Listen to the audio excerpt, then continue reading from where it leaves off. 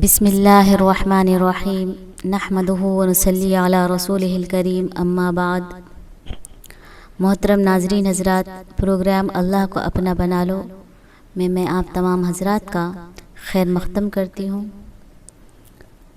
محترم معزز ماؤں اور بہنوں، کل ہم نے توحید کے بارے میں ذکر کیا تھا، کلمے کے بارے میں ذکر کیا تھا، اور اس کے تحت ایک واقعہ سنایا تھا ایک چرواہے کا، اسود راعی رضی اللہ تعالی عنہ کے بارے میں، کہ انہوں نے نبی صلی اللہ علیہ وسلم کی دعوت پر کلمہ حق پر ایمان لایا اور جنگ میں اللہ کی راہ میں شہید ہوئے، اور ان کا شہید ہونا یہ غیر معمولی اس لیے تھا کہ انہوں نے اس سے پہلے کوئی اور عبادت نہیں کی تھی، کوئی نماز نہیں پڑھی تھی، کوئی زکوٰۃ نہیں دی تھی، کبھی حج بھی نہیں کیا تھا، اور نبی صلی اللہ علیہ وسلم نے فرمایا تھا کہ یہ ایسا شخص ہے، یہ ایسا عجیب شخص ہے کہ کبھی اس نے اللہ کے لیے سجدہ نہیں کیا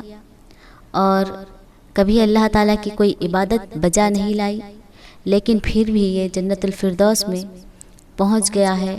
اللہ تعالیٰ نے اس کی سیاہی کو، اس کے چہرے کی سیاہی کو نور میں بدل دیا ہے، اور اس کی جسم کی بو کو اللہ تبارک و تعالیٰ نے خوشبو میں تبدیل کر دیا ہے۔ اب سوچنے کی بات یہ ہے کہ یہ کوئی جادو نہیں تھا کہ اللہ تبارک و تعالیٰ نے سیدھا جہنم سے نکال کر جنت میں پہنچا دیا، چونکہ ان صحابی نے اللہ تعالیٰ کی راہ میں جہاد کیا، کلمہ توحید لا الہ الا اللہ کہہ کر اپنی پچھلی زندگی سے توبہ کی اور مسلمان ہو گئے، ایمان لا لیے۔ تو یہ کلمے کی وجہ سے ہوا، کلمہ حق کی وجہ سے ہوا۔ اب یہ توحید اعتقادی اور توحید عمل کے اعتبار سے علماء اکرام نے توحید کی دو قسمیں بتایا کہ توحید کی دو قسمیں ہیں، ایک اعتقادی توحید ہوتی ہے اور ایک عمل کے اعتبار سے توحید ہوتی ہے۔ اعتقاد کے اعتبار سے توحید کا مطلب یہ ہے کہ انسان اس بات پر یقین رکھے کہ اللہ تعالیٰ کے سوا اس پوری دنیا کا کوئی اور خالق نہیں ہے، کوئی اور معبود نہیں ہے، اور کوئی بھی اس لائق نہیں ہے کہ اس کی عبادت کی جائے، اور اللہ تعالیٰ کی ذات اور صفات میں وہ انسان کسی اور کو شریک نہیں ٹھہراتا ہو، تو اس کا مطلب یہ ہے کہ یہ اعتقادی توحید ہے۔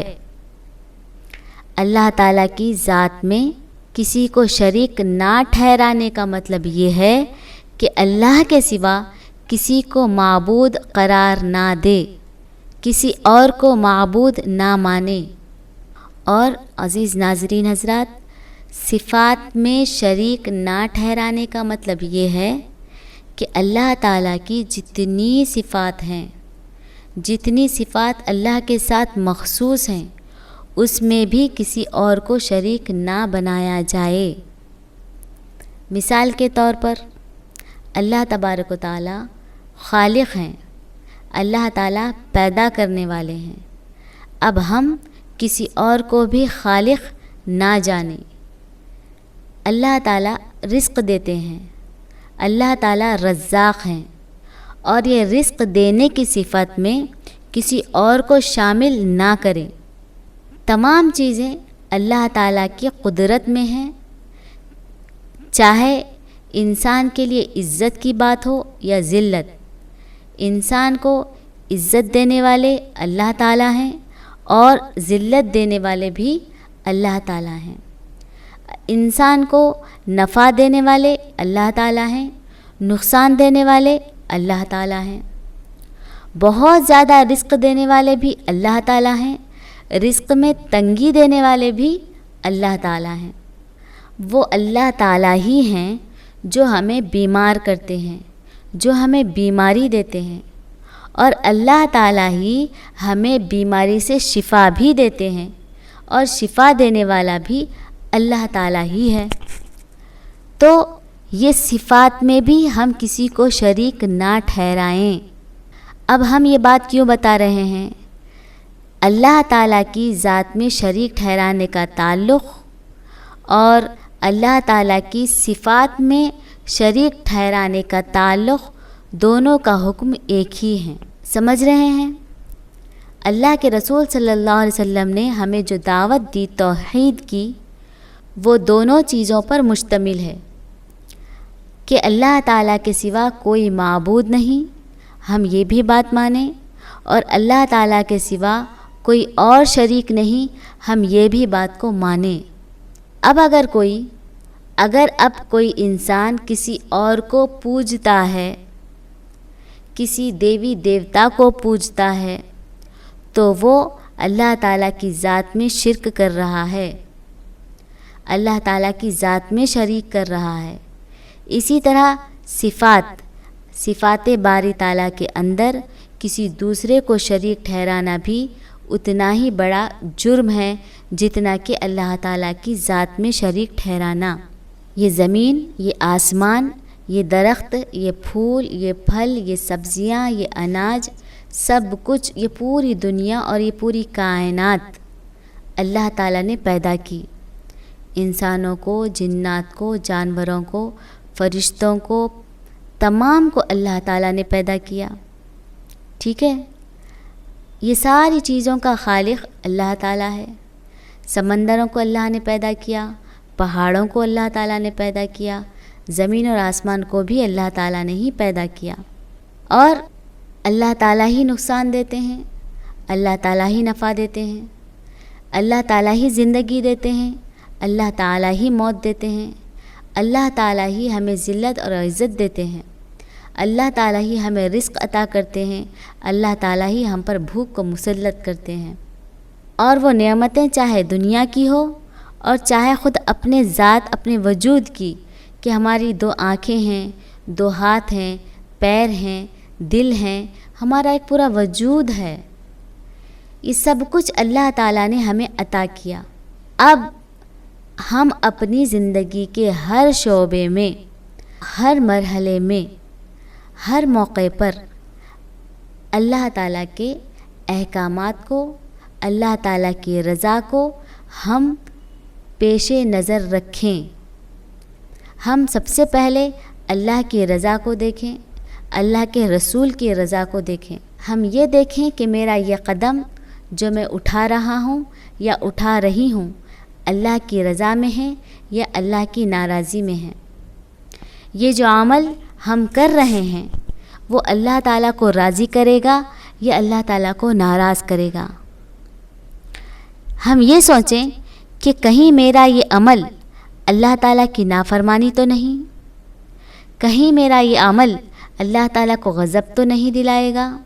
یہ سوچ اور یہ نیت، اسی طرح کسی اور کا خوف ہمارے دل میں نہ ہو، کسی اور سے امید ہمارے دل میں نہ ہو، تو کلمہ حق لا الہ الا اللہ پڑھنے کے بعد ہم اللہ تعالیٰ سے ایک معاہدہ کرتے ہیں۔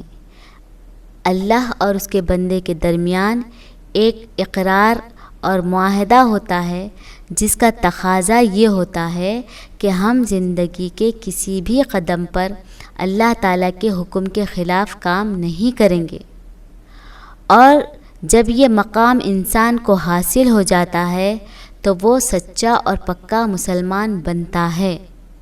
اور اگر کوئی بندہ اللہ تعالیٰ کے منشا کے مطابق زندگی نہ گزارے، اللہ تعالیٰ کی رضا والی زندگی نہ گزارے، تو وہ سچا اور کامل مومن نہیں ہو سکتا۔ اب جب کہ ہم دعوے کرتے ہیں کہ ہم مسلمان ہیں، تو ہم کو چاہیے کہ ہم اپنے آپ کا محاسبہ کریں۔ ہم یہ دیکھیں کہ ہم کیا کر رہے ہیں، ہم یہ معلوم کریں کہ اللہ کی مرضی کیا ہے اور ہم کیا کر رہے ہیں۔ ہم وہ کام تو نہیں کر رہے ہیں جو اللہ کی نافرمانی میں شمار ہوتا ہے۔ جب یہ باتیں انسان کو معلوم ہو جاتی ہے تو وہ اپنی زندگی کے اندر اللہ تعالیٰ کے احکام کو بجا لانے کی کوشش کرتا ہے۔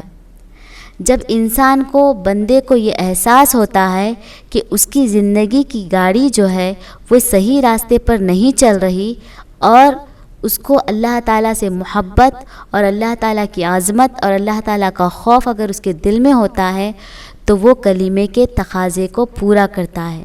آئیے میری معزز ماں اور بہنوں اور عزیز ناظرین حضرات، ہم آج اپنا محاسبہ کرتے ہیں۔ ہم یہ دیکھتے ہیں کہ ہم نے اب تک اپنی زندگی کس طرح گزاری۔ کیا ہم نے اپنی زندگی اللہ کی رضا کے مطابق گزاری؟ اگر نہیں تو ہم اللہ کے حضور توبہ کریں اور آئندہ اللہ کی نافرمانی نہ کرنے اور کلمے کے تقاضے کو پورا کرنے کی نیت کریں، اور اپنی اس توبہ پر ثابت قدم رہنے کی بھرپور کوشش کریں، اور اللہ تعالیٰ سے دعا کریں کہ اللہ تبارک و تعالیٰ ہم سب کو توحید کے صحیح تقاضوں کو سمجھنے کی توفیق عطا فرمائیں اور ان پر پوری طرح سے عمل پیرا ہونے کی توفیق عطا فرمائیں۔ آمین ثم آمین، وآخر دعوانا ان الحمد للہ رب العالمین۔ السلام علیکم ورحمۃ اللہ وبرکاتہ۔